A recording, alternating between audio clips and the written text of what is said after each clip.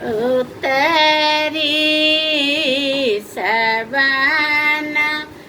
चढ़ी भाद बचाऊं दिस का दबरे ललन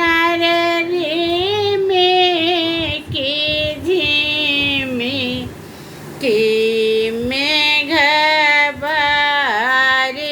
बारिशाए बादल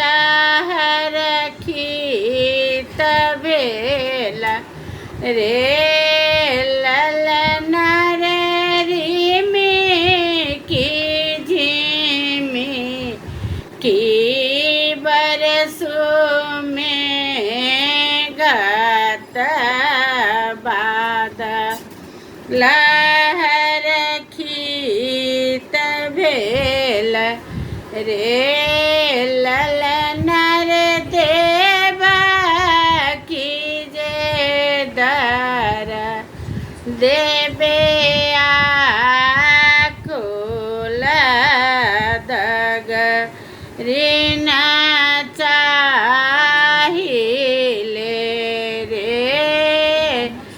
ललन देव की जे दर देवे आकुल दगरी न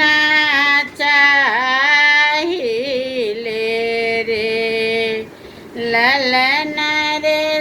देव की जे दर देवे आकुल दगरी ना चाहिले रे गोकुल निकट एक नाग्रत जाबा सुडगरी रे ललन रे गोकुल निकट एक नाग्र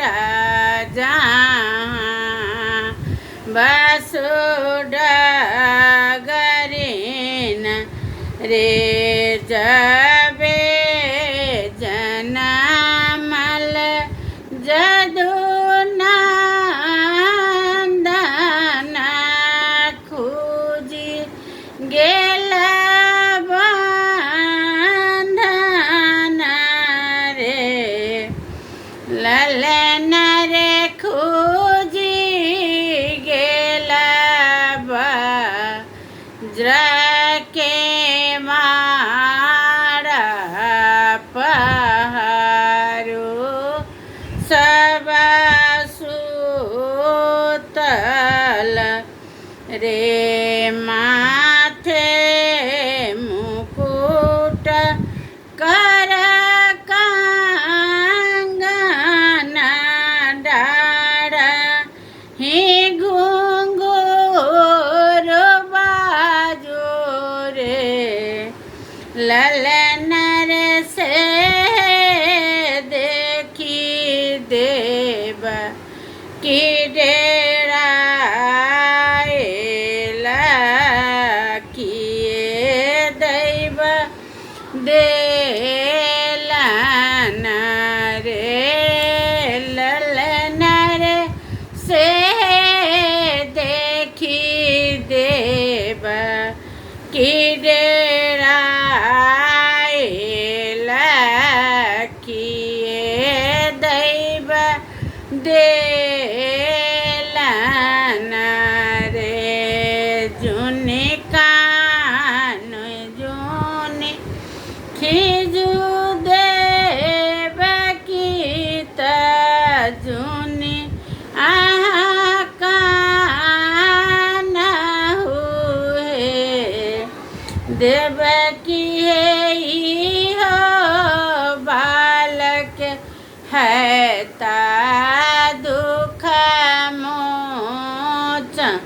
ना सखी सब सो हार देवकी बालक होता दुख मोचन ललिता विमोचन रे ललन रे सखी सब सो हर गावती गावी कसुनावती रे ललन रे देवकी के भेल बैकुंठ पुत्र पावल रे ललन रे देवकी के भेल बैकुंठ पुत्र पावत है। प्रणाम करै छी, अहाँ सब लाइक कऽ देब, सब्सक्राइब कऽ देब।